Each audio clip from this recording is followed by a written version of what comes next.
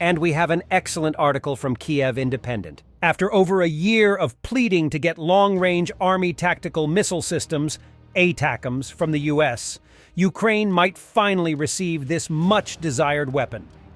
Though to Ukraine's disappointment, it was not included in the latest military aid package worth $325 million announced by Washington on September 21st, NBC News reported that the decision might be underway.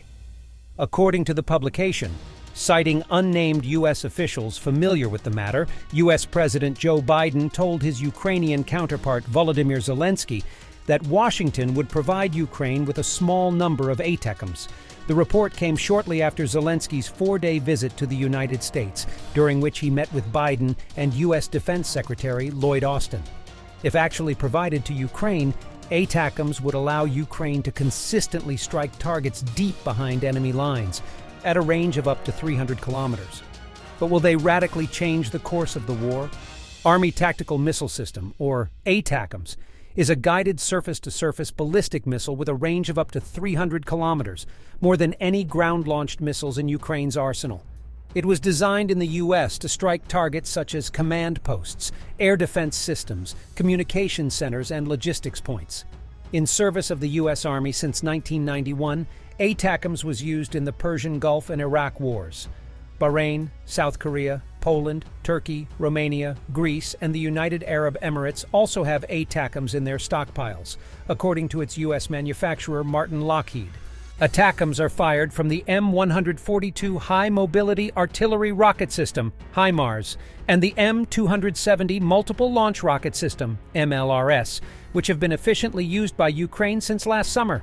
The missiles, which can reach a maximum speed of around 3,700 kilometers per hour, are difficult to intercept in the terminal phase due to their rapid descent, according to Federico Borsari, Leonardo Fellow, with the Transatlantic Defense and Security Program at the Center for European Policy Analysis. Atacms is an all-weather capability missile that can be used at any time of day to launch precise strikes on targets deep behind the front lines. It makes them especially beneficial for Ukraine's climate. Unfavorable for air-launched attacks for a significant portion of the year, Viktor Kevliuk, an expert with Ukraine's Center for Defense Strategies, told the Kiev Independent. According to Reserve Colonel Kevliuk, the second main reason why Ukraine needs Atacms is to use them to weaken Russia's powerful air defense capabilities. The expert explained that damaging Russian air defense systems will allow Ukraine's aviation, suffering from a shortage of attack aircraft, to fly deeper into Russian-occupied territory and strike targets there. What Ukraine could achieve with Atacms depends on the missile variant it would get, of which there's a handful available. Each has a different level of accuracy and impact, while the oldest M39 version also has a shorter range of just 165 kilometers. Borsari believes that Washington would likely send the Block 1A modification that can be equipped with either a submunition or a unitary warhead. Given these characteristics, Atacms missile would be very useful to destroy strategically important but large stationary objectives such as air bases, aiming to damage or destroy aircraft parked there, large military installations, radars, major troop staging areas, air defense sites, Borsari told the Kiev Independent. With the 300-kilometer range, Ukraine could use Atacms to reach nearly any target in Russian-occupied territory, including Russia's Black Sea Fleet in Sevastopol and the Crimean Bridge used by Russia to supply its troops in the south of Ukraine with equipment. Theoretically, Atacms could also allow Ukrainian forces to strike further targets on Russian soil, but Kiev has pledged to use Atacms only within Ukraine's borders. However, as Kevliuk pointed out, hitting the 18-kilometer-long bridge, even with Atacms, could only damage it so far to delay traffic, but the construction wouldn't collapse. He illustrated it with the example of the Antonivsky Bridge, which survived dozens of Ukrainian strikes only to fall apart when Russian forces blew up its supports. The Crimean Bridge needs a nuclear strike to collapse, but this will not happen. Therefore, I do not believe this bridge will be destroyed, concluded Kevliuk. Since May, Ukrainian forces have been using Storm Shadow or Scalp missiles jointly developed by the UK and France. They have a maximum range of about 250 kilometers. However, these missiles are launched from the air, making their use dependent on weather conditions and aging Soviet-era jets in Ukraine's arsenal. Until the UK's decision to provide Storm Shadow missiles, Ukraine's maximum striking capabilities were US-delivered GMLRS missiles for HIMARS launchers with a range of around 80 kilometers. Compared with Storm Shadow or Scalp and GMLRS missiles, the Atacms has not only a longer range, but also the ideal warhead to deliver larger area effects, instead of warheads designed to concentrate the explosion's energy on specific targets, bunkers, ships, small infrastructure like bridges, said Borsari.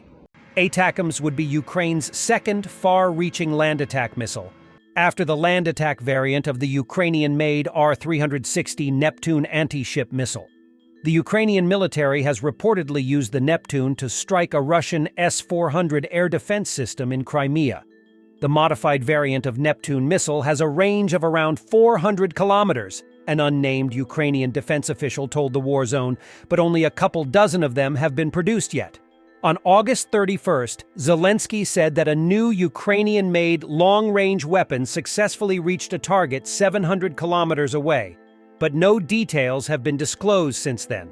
Aside from Atacms, Kyiv has been campaigning to get from Germany air-launched cruise missiles Taurus that have a range of up to 500 kilometers, so far unsuccessfully. Kyiv has asked the US to provide it with Atacms for over a year, with Washington going from citing fears to provoke World War III to reassurances that Atacms for Ukraine are still on the table. The White House also cited concerns over limited US stockpiles of Atacms and unnecessary escalation with Moscow in case they would be used to attack Russian territory among the reasons to reject Ukraine's bid for the coveted missiles. According to Borsari, other issues explaining the hesitancy could be the Atacms' cost-effectiveness per round, with a single missile costing around $850,000 compared to just $160,000 for a GMLRS rocket, as well as an evaluation of Ukraine's operational priorities. The SIPA fellow said that the nearing U.S. Army's replacement of Atacms with the new Precision Strike Missile, PRSM, might facilitate the arrival of Atacms in Ukraine, which is supported by other reports. But even if Washington changes its mind soon, it would likely take months for Ukraine to be ready to use Atacms, according to Borsari. Existing launcher vehicles should be reconfigured and upgraded. Personnel should receive specific training. And there is a logistical aspect as well, like with any other major capability. Ukrainian officials have said that Atacms are needed to strike Russia's critical assets parked deep behind the front lines, with Zelensky describing the missiles as vital to defeat Russian terror. According to Kevliuk, Atacms would also allow Ukrainian forces to further disrupt Russian command, air defense, and logistics in the south, adding to recent successes achieved with Storm Shadows and HIMARS. Atacms will also add some useful capacity as Ukrainian stocks of Storm Shadow and Scalp Egg cruise missiles dwindle, although it remains unclear exactly how many Atacms the Pentagon would be willing to send. John Hardy, deputy director of the Russia program at the Foundation for Defense of Democracies, told the Kyiv Independent. However, disorganizing Russian logistics and striking military equipment with Atacms would not be enough to radically change the situation on the battlefield, according to experts. For that to happen, Ukraine would need to acquire enough armored combat vehicles, tanks, and aviation, form at least 10 new brigades, and simultaneously bring them to operation, said Kevliuk. Borsari agreed, saying that there are no wonder weapons in warfare, for the effective use of any weapons depends on a complex set of capabilities and factors combined. However, Atacms would significantly boost Ukraine's long-range strike capabilities and put Russian second-echelon forces, logistic lines, and bases at serious risk, the expert added.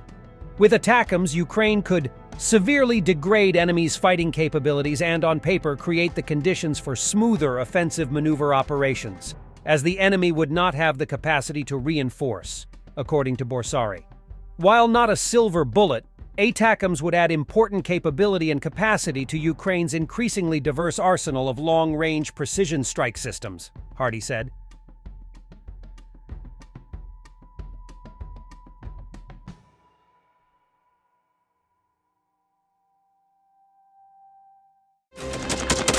Thanks for watching, and don't forget to subscribe.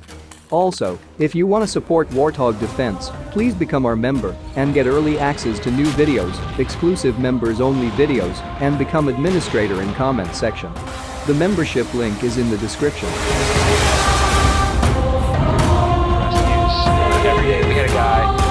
gets 6 rescues in 6 days. You know, he's doing the job every day.